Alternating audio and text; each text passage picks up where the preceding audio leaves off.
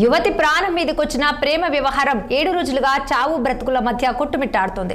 ఖమ్మం జిల్లా రఘునాథపాలెం మండలం బాపూజీ తండాకు చెందిన గిరిజన యువతి బానోతు అఖిల ఆరోగ్య పరిస్థితి పూర్తిగా క్షీణించిందని వైద్యులు చెప్పడంతో కుటుంబ సభ్యులు కన్నీరు మున్నీరుగా విలపిస్తున్నారు. 3 నెలల క్రితం ఉన్నత చదువుల కోసం అఖిల హైదరాబాద్ కు వెళ్లింది. వనస్థలిపురంలోని తన సోదరి వాణి ఇంట్లోనే ఉంటూ కాలేజీకి వెళ్లి వస్తుండేది. అయితే ఉన్నట్టుండి ఈ నెల 7వ తేదీన అనుమానాస్పద స్థితిలో అఖిలను ఆసుపత్రిలో చేర్పించారు. ఖమ్మం నగరం టేకులపల్లికి చెందిన ఎస్కే రసూల్ అనే యువకుడు. తాను అఖిల పరస్పరం ప్రేమించుకున్నామని రసూల్ తెలిపాడు. ఇంట్లో ఎవరూ లేని సమయంలో అఖిల ఉరివేసుకుందని, అందుకే ఆసుపత్రిలో చేర్పించారని తన సోదరి వానికి రసూల్ చెప్పారు. అయితే అఖిల ఆరోగ్య పరిస్థితి క్షీణించడంతో ఆసుపత్రి నుంచి పరారయ్యాడు ప్రియుడు రసూల్. తమ కూతురి పరిస్థితి కారకుడైన రసూల్ ను పట్టుకుని కఠినంగా శిక్షించాలంటూ కుటుంబ సభ్యులు ఆవేదన వ్యక్తం చేస్తున్నారు. ఈ మేరకు కేసు నమోదు చేసుకున్న పోలీసులు రసూల్ కోసం ప్రత్యేక బృందాలతో గాలింపు చర్యలు చేపట్టారు. ప్రస్తుతం ఆ 6 టీవీ చేతిలో ఉన్న నిందితుడు రసూల్, అతని స్నేహితుడు సాయి మాట్లాడుకున్న కాల్ రికార్డింగ్లు ఇప్పుడు పోలీసుల విచారణలో కీలకంగా మారనున్నాయి. ఒకసారి వాళ్ళ డాడీ వాళ్ళు మాట్లాడుతున్నారు. వచ్చాయి చెప్పి ఒకసారి అదే కనుక్కుందామని. ఎట్లుందంటే అమ్మాయికి కనుక్కున్నారా? బాగానే ఉందంట, వేరే హాస్పిటల్కి షిఫ్ట్ చేశారని తెలిసింది. ఒకసారి బిల్లు రాదు ఏమని చెప్పు, మాట్లాడదాం. వాళ్ళ డాడీ తిరుగుతున్నా అని. ఏంది హాస్పిటల్ పోయారు, ఇప్పుడు నీ పేరు కూడా వస్తుంది, ఏంది అని తిడుతున్నాను. అట్లా ఎన్ని పనులు, ఏ పేరెంట్ అని ఏమంటారా, ఎన్ని నీకెందుకు, చదువుకోగెదుకు అంటే ఎన్ని నాటకాలు ఏంది అని అలా 5 మాటలు తిడుతున్నారు. ఇప్పుడు సాయిగాడు తప్పే గారా మరి అటు చేయటం అఖిలని?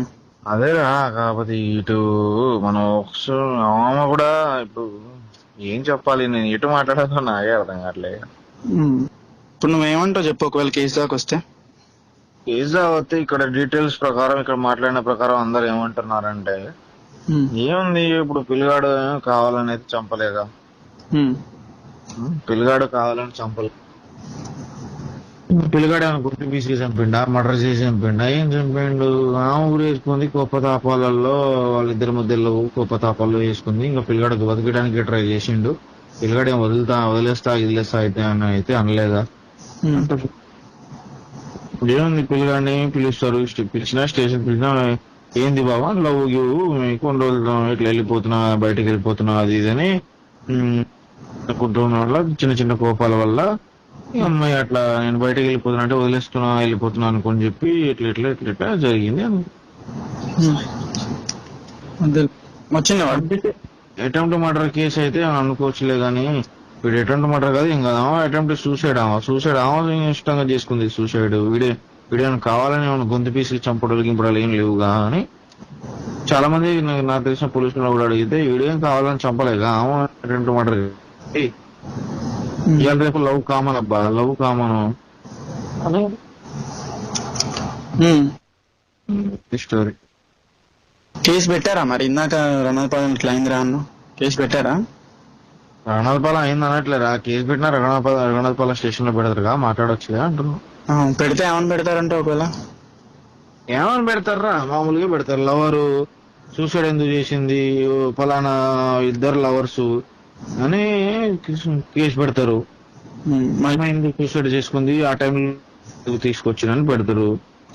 హలో, అరే సాయి చెప్పరా, ఎట్లుందంట అఖిలకి?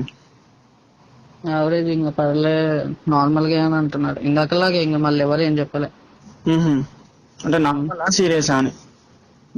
నార్మలా సీరియసా అంటరా? ఏమో మరి, ఇంకేం తెలియలేదు. అది కేసు పెడతా అంటున్నారా? పెడతా అంటున్నారు. ఇది ఫాజిల్ గాడు వచ్చింది ఇప్పుడే ఇంటికి, ఫోన్ చేస్తున్నా, రిటర్న్ చేయట్లేదు ఇంటికి. సరే సరే. మరి ఇప్పుడు కేసు మరి ఒకళ్ళు పెట్టారనుకోరా, ఏం చెప్పమంటావు? ఇప్పుడు మీ ఇద్దరు ఒక మాట మీద స్టిక్ గా ఉండవు అన్నావు కదా ఇందాక. అవును. ఇప్పుడు మీరిద్దరి గురించి చెప్పనా లేకపోతే ఎట్లా, ఏం చెప్పమంటావు చెప్పు? అరే నీ ఇష్టం రసూల్, మునగాలంటే ఇద్దరం మునుగుదాం అంటే నా పేరు చెప్పేసే.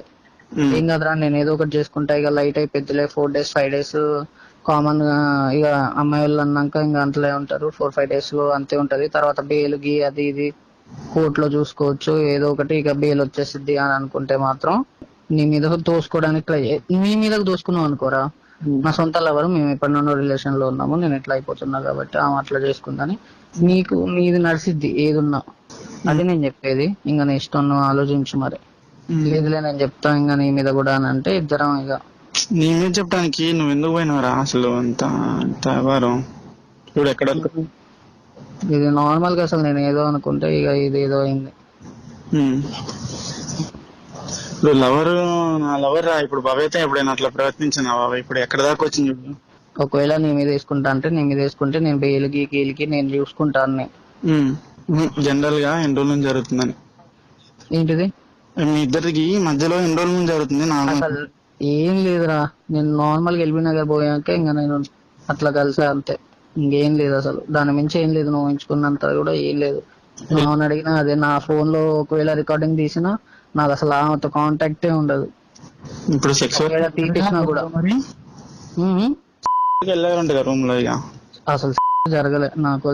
అరే చెప్పిందిరా, నిన్ననే చెప్పుకుంది. నువ్వు చాట్ లో కూడా చెప్పినావు కదా. ఏమన్నావు? అదే అన్నా నేను, ఎందుకైంది మనకి అని అన్నా. ఎందుకైంది అని అనలే కానీ అసలు వాడికి తెలిసే ఛాన్సే లేదా అన్నావురా. ఏ లేదురా. సరేలే, ఇప్పుడు ఏం చేస్తావు చెప్పు మరి. ఇప్పుడు ఏం లేదు, కేసు వరకు పోతే ఆలోచిస్తున్నా ఏందని. అరే ఒక్కడివి పోతావా లేకపోతే నాది కూడా చెప్తావా?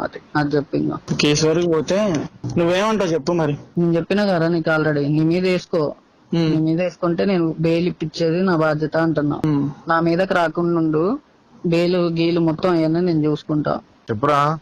నమస్తే అండి, నా పేరు వాణి. నేను వనస్థలిపురంలో 2 సంవత్సరాల నుంచి ఉంటున్నాను. వెంకటరమణ కాలనీ, రోడ్ నెంబర్ 10 దగ్గర. మా చెల్లి 3 నెలల నుంచి నా దగ్గరే ఉండి చదువుకుంటుంది. B.Ed ఫైనల్ ఇయర్ చేస్తుంది. అందుకే నా దగ్గర మా డాడీ ఉంచారు ఆమెని. మేము ఎప్పుడు సంతోషంగానే ఉండేవాళ్ళం, ఏ బాధ ఉండేది కాదు మా చెల్లికి. అలాంటిది సడన్ గా నేను స్కూల్లో ఉండంగా నాకు ఫోన్ వచ్చింది. మీ కింద వాళ్ళు ఫోన్ చేశారు, మీ చెల్లి ఇలా సూసైడ్ చేసుకొని ఒక అబ్బాయి తీసుకెళ్తున్నాడు హాస్పిటల్కి అనగానే కంగారుగా నేను స్కూల్ నుంచి రాగానే ఆటోలో ఆ అబ్బాయి తీసుకొని వెళ్తుండగా నేను ఆటో ఆపి తీసుకెళ్తుంటే నేను అనుమానంగా, నాకు ఆ అబ్బాయి మీద అనుమానం వచ్చి నువ్వెవరు అని అడిగితే నేను తన ఫ్రెండ్ని అని చెప్పాడు. తన ఫ్రెండ్ అయితే మరి మా చెల్లి ఎందుకు సూసైడ్ చేసుకుంది నీకేలా తెలుసు అవన్నీ అడుగుతుంటే సమాధానం ఇవ్వలేదు. అప్పటికి హాస్పిటల్ వచ్చింది, మేము తీసుకెళ్ళాము. నాకు అనుమానంతో మళ్ళీ ఫోన్ అడిగితే ఫోన్ ఇవ్వట్లేదు. నన్ను ఇటు డాక్టర్ పిలుస్తున్నారు, తనేమో పట్టుకోవాలంటే నేను ఒక్కదాన్ని అయిపోయాను. అక్కడ సిచ్యువేషన్ ఏం చేయాలో అర్థం కాక నేను డాక్టర్ దగ్గరికి వెళ్ళగానే 1 నిమిషంలో తను పారిపోయాడు. మరి తను సూసైడ్ ఇట్లా ఉరి వేసుకున్నదో ఆ విషయం కూడా నాకు తెలీదు. తను ఆటోలో ఉన్నప్పుడు విషయం కూడా నాకు తెలియదు. డాక్టర్ నాకు ఇలా చెప్పంగానే మాకు ఆ అబ్బాయి మీదే అనుమానం వచ్చింది. ఎందుకంటే మా చెల్లి అట్లా చేసుకోదు. ఎందుకంటే ఆ రోజు 10ంటికే నాకు ఫోన్ చేసింది, నేను కాలేజ్కి వెళ్తున్నా అని. అలాంటిది 1-2 గంటల్లో ఇట్లా సంతోషంగానే మాట్లాడిన మా చెల్లి సడన్ గా ఎందుకు అట్లా సూసైడ్ చేసుకుంటది? వాళ్ళిద్దరి మధ్య ఏం జరిగింది మరి అనేది మేము పోలీసులకి ఫిర్యాదు ఇచ్చాము, అన్ని చేసాము. SIతో మాట్లాడాము, CIతో మాట్లాడాము వనస్థలిపురంలో. కానీ ఇప్పటిదాకా ఏమీ లేదు. 5 days అవుతుంది, 6 days అవుతుంది. అట్లీస్ట్ ఆ అబ్బాయి నెంబర్ కూడా ఇచ్చాము, మా చెల్లి దాంట్లో ట్రాక్ చేసి అదన్నీ చేసాము. మరి అలాంటప్పుడు ఆ అబ్బాయిని పట్టుకోవాలి కదా. ఇప్పటిదాకా అబ్బాయిని పట్టుకోలేదు. మా చెల్లికి న్యాయం జరగట్లేదు. మా చెల్లి హాస్పిటల్లో ఉంది వెంటిలేషన్ మీద, తనని కాపాడుకోవాలా ఇటు ఏమి తెలియక మీరైనా కొంచెం మాకు దయచేసి న్యాయం జరిగేలాగా చూడండి. మా చెల్లి ఏ తప్పు చేయలేదు, తనే చేసిండు ఆ సూసైడ్, తనే ఉరి వేసిండు. మా చెల్లి చేసుకోదు అసలు, తను అట్లాంటిది కాదు, మా చెల్లి అట్లాంటిది కాదు.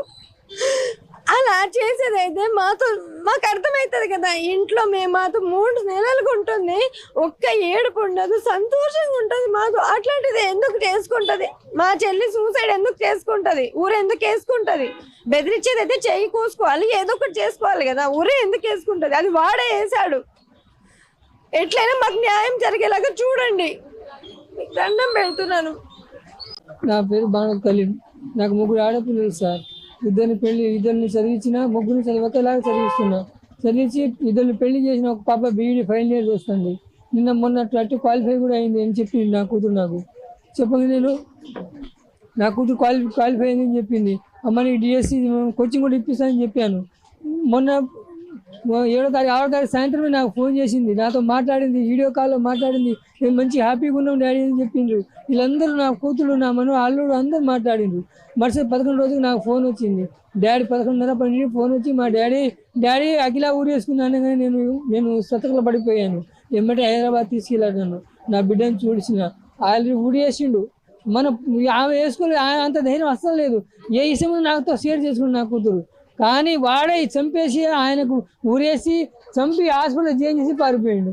నాకు న్యాయం జరిగింది సార్. ఏ విధంగా నాకు వాడిని శిక్షించి న్యాయం జరిపించింది. నా కూతురు తప్పేందో నాకు ఆయన ద్వారా తెలియాల. నా తుప్పు చేసిందా ఏం చేసిందా నా కూతురు నాకు తెలియదు. నాకు న్యాయం జరగాల.